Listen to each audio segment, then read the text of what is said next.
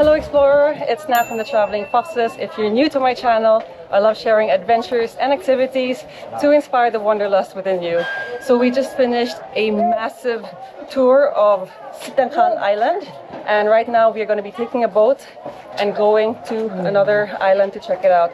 So as you heard from Kuya, I'm going to call him Kuya because he said he has no nickname. Ano nga yung pangalan mo? Darasan ng Malajan. Pamilya ko Malajan. Ang hirap naman pala kang nickname. Wala talaga. He is originally from Sitangkai and he has never done any education, not even grade 1. Maraming klase ng badyaw. Maraming klase ng badyaw. Badyaw Siboto, badyaw yung Sabawan. Lahat, pero iba lang kami badyaw, talaga lang taga Sitangkai lang kami. Wala akong mag-aaral. Hanggang grade 1, zero, wala talaga. Wala kang grade 1? Wala talaga. Pero experience ako talaga sa mga kasama natin. Very, very interesting. So, I'm looking forward to where we are heading now, as today has been a massive adventure for me already. Saan tayo pupunta? Doon sa Laod. Gaano kalayo yung Laod? Malapit na sa pier. Okay. Anong gagawin natin dyan? Kung ano-anong gusto nimo, pwede rin.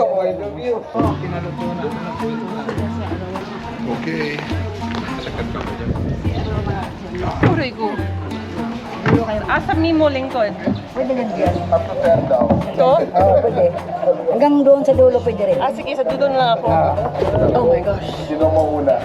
Yung tuhod ko kasi lumabend. Okay. Yeah. Okay. I'm at the front of the boat.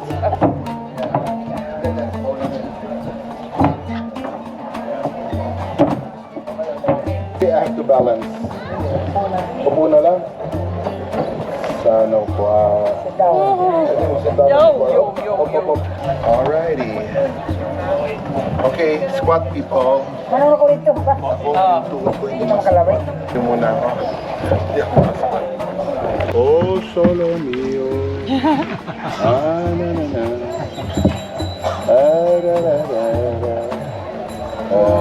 Oh, I better balance. Ako yung ano parang ballast oh.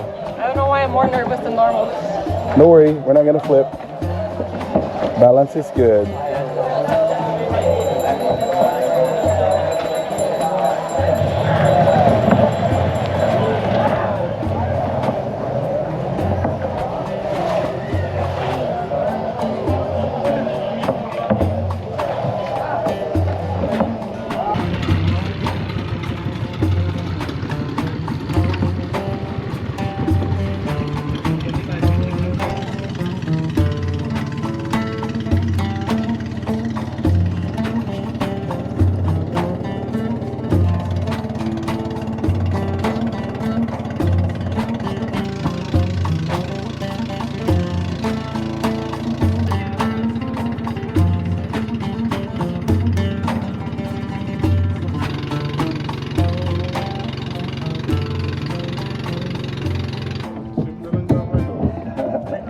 Actually, pwede pa rin lakarin ng babaw. I think we're here. Okay, dito umawin ka.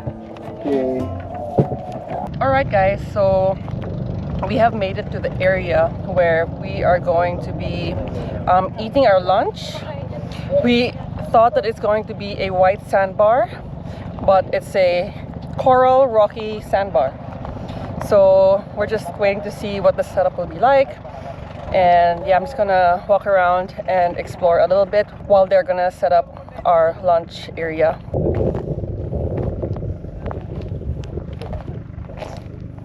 Apparently it's also nice to go swimming here. I might dip in because it's been so hot the whole day. We were in Sitangkai and the weather, it felt really, really warm. Yeah, so this is the view. You guys want to have a look?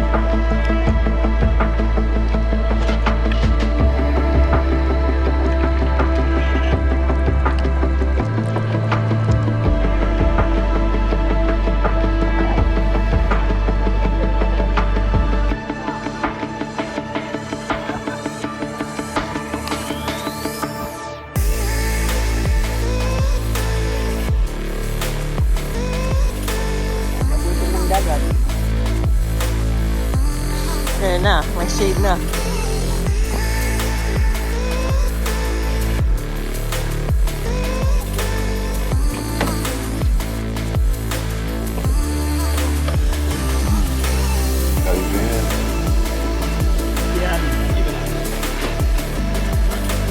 Fish egg. Yep. Yep.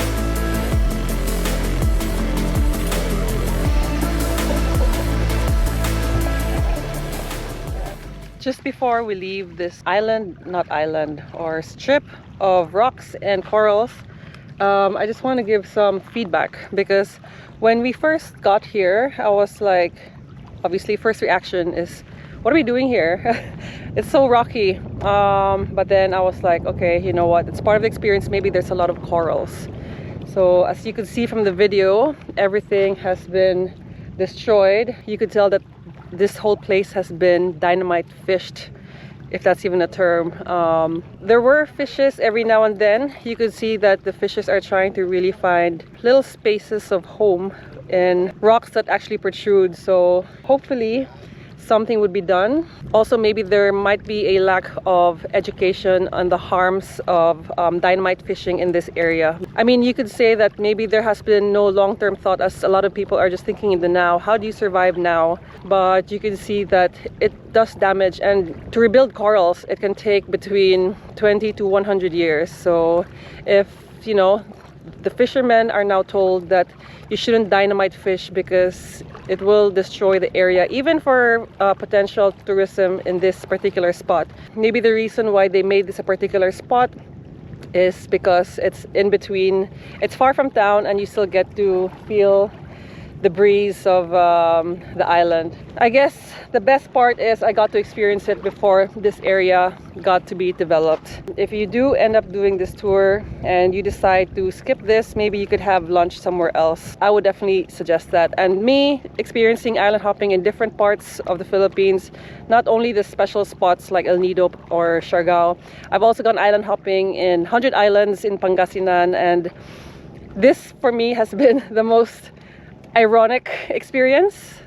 But you know, I do appreciate how the locals, they are trying their best. You can see even Kuya earlier, he was really trying to put up the umbrella, but they couldn't put a hole in the ground because it's all rocks and it's all dead coral. So I guess you could say, again, it's part of the whole adventure in the area, but this is just my honest feedback. So anyway, I think we might be going back now.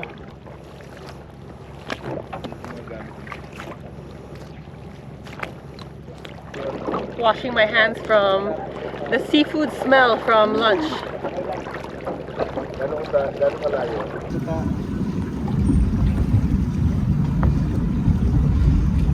So we are in an area where there is a shipwreck. It's like a extra stop that we're gonna do, and then we got a professional diver to assist us.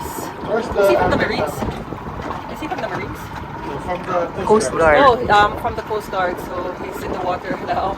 And yeah, I'm gonna go check out the shipwreck. Apparently it's a cargo ship.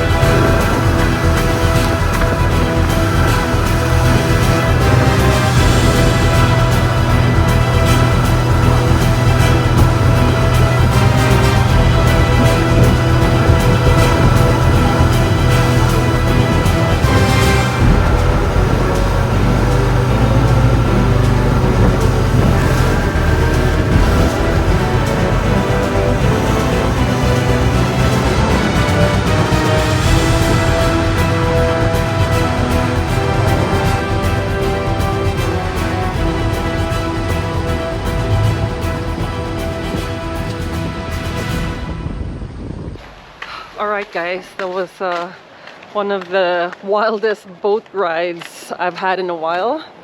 Gosh, I really thought something would have happened, but you know, that's just my mind.